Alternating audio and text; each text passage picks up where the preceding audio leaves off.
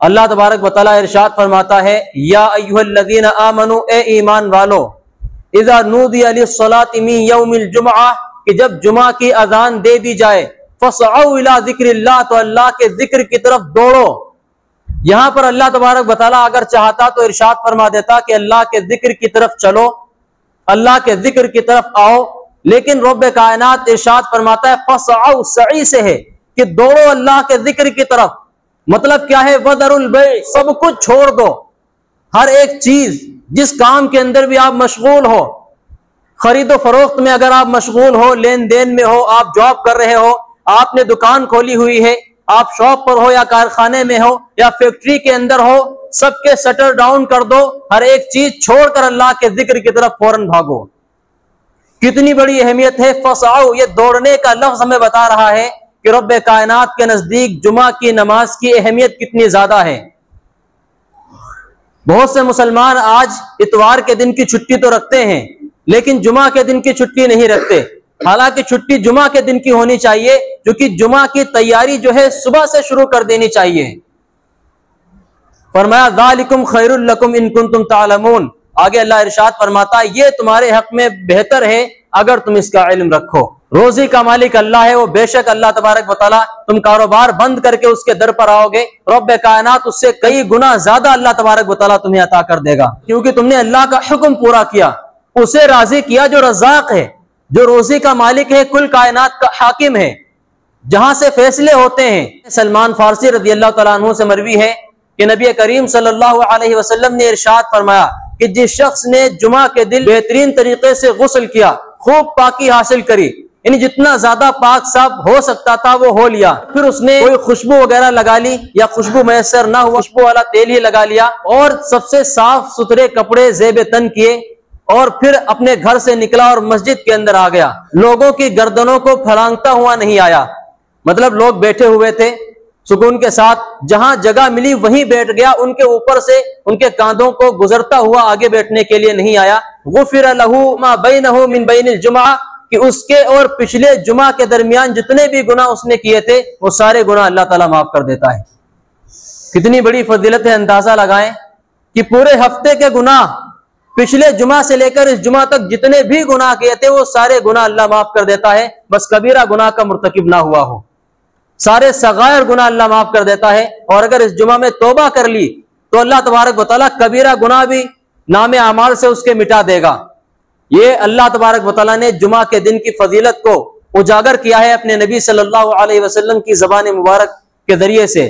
और एक रिवायत हज़रत अबू हुरैरा रज़ियल्लाहु तआला अन्हु से मिलती है, वो फरमाते हैं कि अल्लाह के नबी सल्लल्लाहु अलैहि वसल्लम ने इरशाद फरमाया, मन तवद्दा फअहसनल वुज़ुआ, जिसने जुमा के दिन वुज़ू किया और बेहतरीन तरीके से वुज़ू किया, जुमा की नमाज के लिए आया, खुतबा भी खामोशी के साथ सुना, और आगे इरशाद फरमाया फमन मस्सल हसा फकद लगा, जिसने कंकरियों से खेला तो उसने एक लघु काम किया, बेकार काम किया।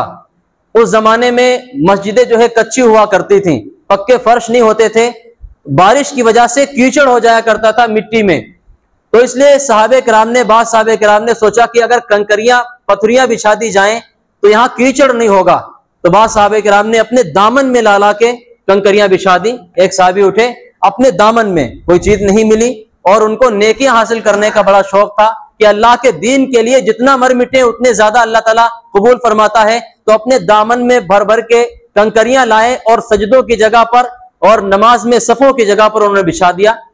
तो उस जमाने में कंकरियां हुआ करती थी। आप अलैहिस्सलातु वस्सलाम ने इरशाद फरमाया कि कंकरियों से ना खेला, अगर खेला तो उसने लघु काम किया, और ऐन मुमकिन है इसकी वजह से उसकी सारी नेकियां बर्बाद हो जाएं। आजकल हमारे यहाँ चटाइयां हैं, कालीनें हैं, दरियां बिछाई जाती हैं, तो आजकल अगर कोई दरियों से खेलता है या कालीनों से, चटाइयों से खेलता है, तब भी वो लघु काम करने वाला शुमार किया जाएगा। और एक बात और खास तौर पर याद रखें खुतबे से मुतालिक, जब जुमे का खुतबा होता है तो बहुत से हजरात टेक लगाकर बैठ जाते हैं।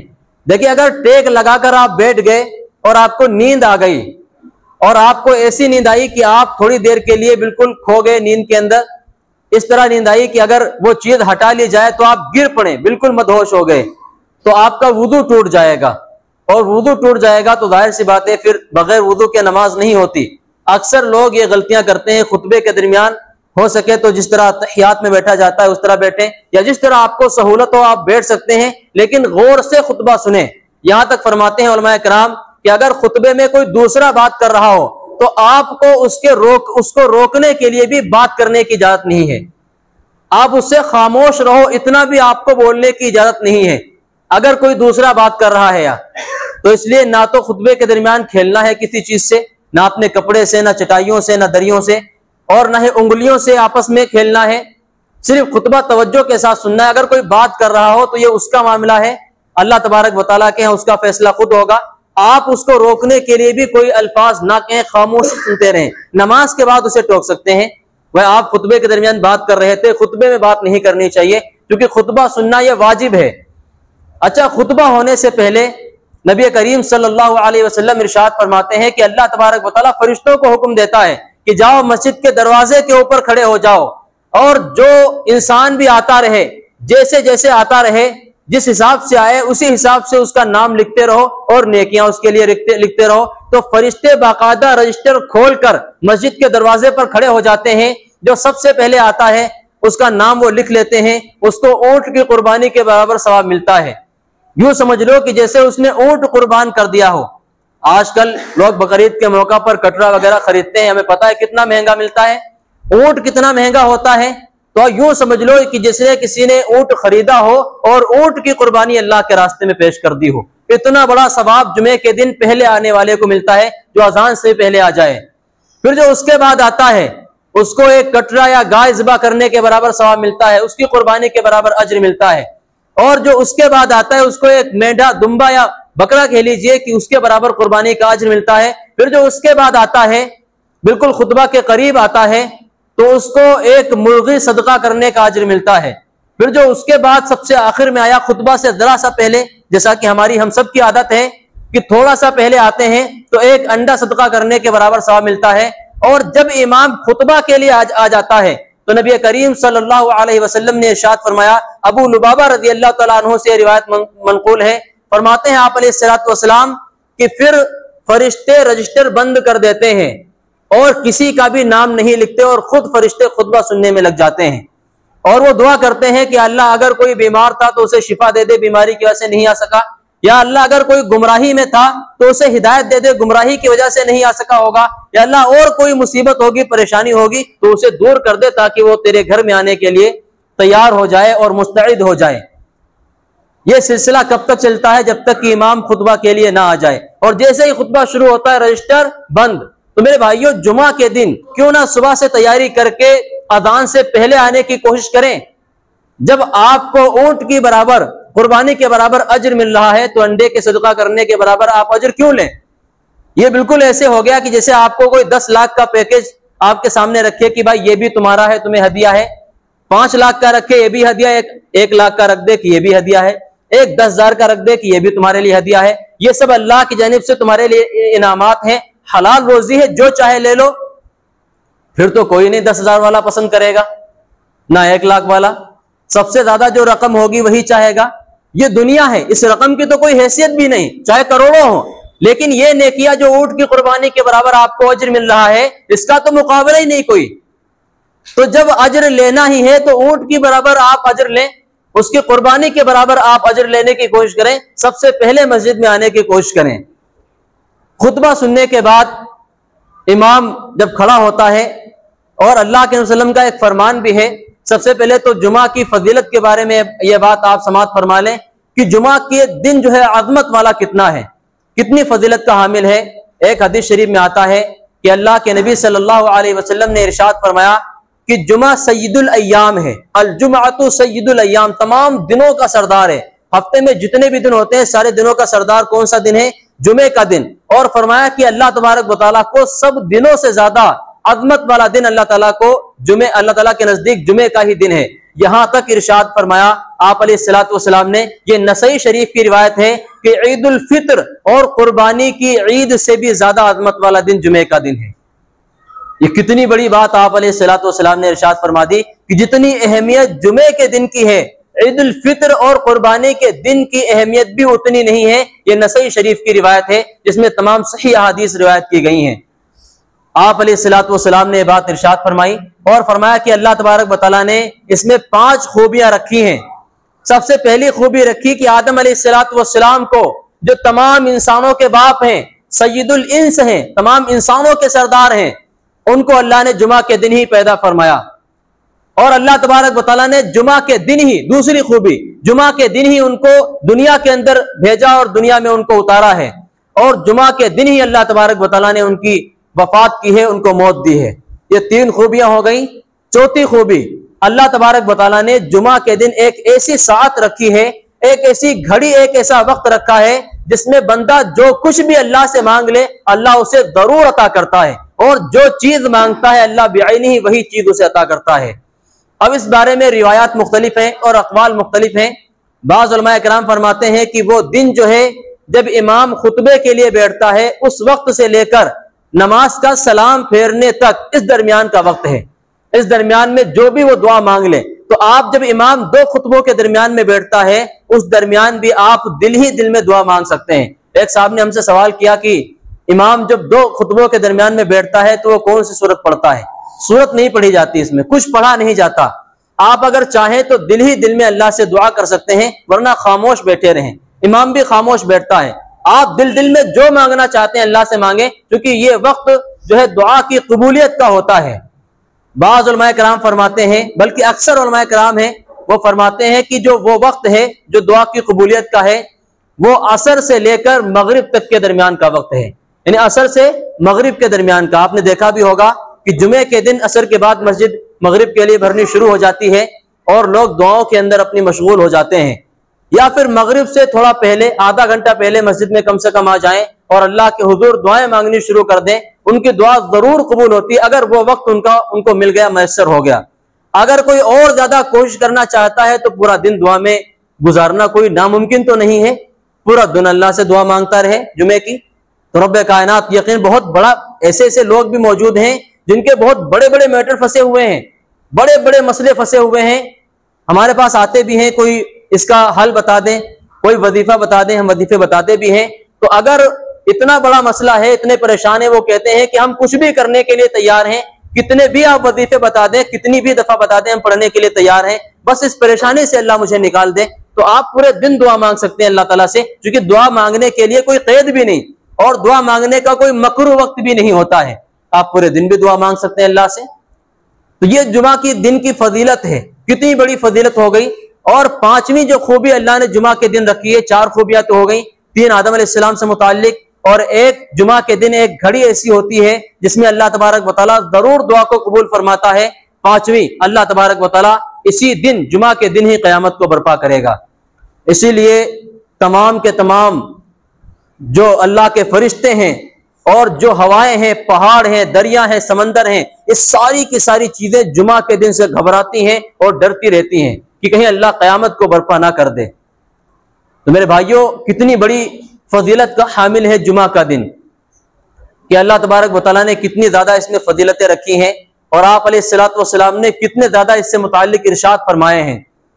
मगर आज हमारे अंदर जो कमियां पाई जाती हैं कि हम देर से घर से निकलते हैं और जब खुतबे का वक्त बिल्कुल करीब आ जाता है तब मस्जिद के अंदर दाखिल होते हैं। अक्सर की ये बात है, इल्ला माशाअल्लाह बहुत थोड़े लोग हैं जो पहले मस्जिद में आ जाते हैं, लेकिन अक्सर का हाल यही है कि बिल्कुल ऐन वक्त पर आएंगे, जब बिल्कुल खुतबा शुरू हो जाएगा या खुतबा खत्म होने वाला होगा तब वो मस्जिद के अंदर दाखिल होंगे और जल्दी से 2 रकात पढ़कर फौरन निकल जाएंगे मस्जिद से बाहर।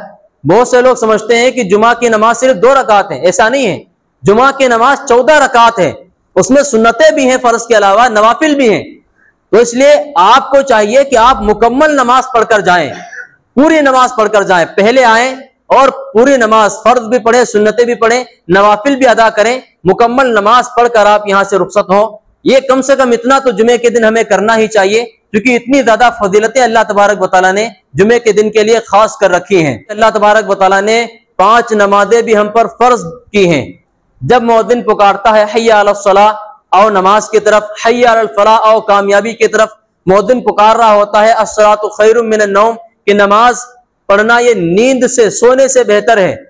ये तमाम बातें हमारे सामने आ रही होती हैं, लेकिन हमारे कदम नमाज के लिए नहीं बढ़ते। जब हम एक अल्लाह के हुक्म पर जुमा की नमाज के लिए हाजिर हो जाते हैं तो फजर में जो अल्लाह बुलाता है वो कोई और तो नहीं है, अल्लाह तो वही है जिसके हुक्म पर हम जुमे के लिए आए हुए हैं। जोहर में जो अल्लाह पुकार रहा है, असर में जो अल्लाह बुला रहा है, मगरिब में अल्लाह बुला रहा है, इशा में अल्लाह बुला रहा है, वो कोई और तो अल्लाह नहीं है, वही अल्लाह है जिसने हमें जुमा के लिए बुलाया है। हकीकत में तो मुअज्जिन की आवाज होती है, लेकिन पैगाम किसका होता है, वो दावत किसकी होती है, वो अल्लाह की होती है। और दावत भी कितनी खूबसूरत, हय्या अलस सलाह, और नमाज की तरफ। कैसी नमाज, हय्या अलल फलाह, आओ कामयाबी की तरफ, सक्सेस की तरफ। और आजकल हम में से हर कोई सक्सेस चाहता है, कोई ऐसा बंदा नहीं है जो कामयाबी ना चाहता हो, कोई ऐसा बाप नहीं है जो अपने बेटे के लिए कामयाबी ना चाहता हो, कोई ऐसी मां नहीं है जो अपने बेटे को सक्सेसफुल देखना ना चाहती हो, हर कोई कामयाबी चाहता है। अल्लाह फरमाता है अगर कामयाबी चाहते हो तो आओ मेरे घर में आओ, कामयाबी यहां से तुम्हें मिलेगी, सक्सेस के दरवाजे तुम्हारे लिए यहां से खुलेंगे, यहां से अल्लाह का दरबार तुम्हारे लिए खुलेगा, दीन की समझ तुम्हें आएगी, दीन के मसाइल तुम्हें पता चलेंगे, तुम्हें दुनिया में भेजा क्यों गया, तुम्हारा मकसद क्या है वो तुम्हें पता चलेगा। और दुनिया की सिर्फ आखिरत की कामयाबी नहीं, बल्कि ये जो बुलाया जा रहा है इसमें दुनिया की कामयाबी भी शामिल है कि अगर अल्लाह के हो गए तो अल्लाह आखिरत की इज्जत तो अता ही करेगा, साथ में दुनिया की इज्जतें भी आपको अता करेगा अगर अल्लाह के हो गए तो। मन कान लिल्लाह कान अल्लाहु लहू, जो अल्लाह का हो जाता है अल्लाह फिर उसका हो जाता है, और जिसका अल्लाह हो गया उसे जन्नत में दाखिल होने से कोई रोक सकता है? उसके दुनियावी मामलात में परेशानियां आ सकती हैं, रुकावटें आ सकती हैं, वो सारी परेशानी अल्लाह खुद दूर करेगा। और कुरान करीम में वादा भी है, मयत्तक़िल्लाह यजअल लहू मखरजा, जो अल्लाह का खौफ दिल के अंदर रखे अल्लाह हर परेशानी से उसके लिए निकलने का रास्ता बना देता है। वयर्ज़ुक़हु मिन हैसु ला यहतसिब, ऐसी जगह से रोजी देगा कि उसके वहम गुमान में भी नहीं होगा कि मुझे यहां से रोजी मिल सकती थी। कितनी बड़ी बातें हैं, दोनों बातों पर अगर गौर कर ले तो जिंदगी का एंड है। आप देखें जरा आजकल इंसान किस लिए भाग रहा है कि परेशानियों से बच जाए, परेशानियों से निजात मिल जाए, दुखों दर्दों से अलम से गम से उसे निजात मिल जाए। अल्लाह ने पहला वादा तो यह फरमाया, तक़वे का पहला इनाम तो अल्लाह ने यह दिया कि हर परेशानी से निजात दे दूंगा, कितनी भी बड़ी परेशानी हो अल्लाह से बड़ी नहीं हो सकती। दूसरा वादा क्या फरमाया, लोग रोजी के लिए परेशान है, कारोबार नहीं चल रहा, गुर्बत है, फाके हो रहे हैं या कारोबार ठप हो गया, दूसरा वादा अल्लाह ने कर दिया, वयर्ज़ुक़हु मिन हैसु ला यहतसिब, ऐसी जगह से रिज़्क़ देगा कि उसके गुमान में भी नहीं होगा। कोई ऐसी पार्टी जोड़ देगा आपसे कि आप सोच भी नहीं सकते थे कि इतनी बड़ी पार्टी मेरे साथ काम कर सकती थी। ऐसी ऐसी जगह से अल्लाह रोजी देगा। या आप कोई भी काम कर रहे हो, कुछ भी कर रहे हो, हलाल काम हो आपके लिए, तो आपको अल्लाह ताला ज़रूर अता करेगा। और जुमा की अजान से मुताल्लिक और उसके खुतबे से मुताल्लिक एक सवाल अक्सर लोगों का रहता है कि हम जुमा के दिन जब जुमा की अजान होती है तो उसका जवाब देंगे या नहीं देंगे। देखिए, जुमा की अजान जो खुतबे के दरमियान होती है, खुतबा से पहले, तो उसका जवाब आप जबान से नहीं देंगे, दिल दिल में दे सकते हैं बस, और दुरूद भी आप दिल में पढ़ सकते हैं। इसी तरह जब खुतबा होता है तो खुतबे के दरमियान मुहम्मदुर रसूलुल्लाह सल्लल्लाहु अलैहि वसल्लम का नाम आता है। देखिए, खुतबे के दरमियान आप दुरूद जबान से नहीं पढ़ेंगे, दिल में पढ़ना चाहे तो पढ़ सकते हैं। अगर कोई बिल्कुल भी ना पढ़े तो गुनहगार नहीं होगा।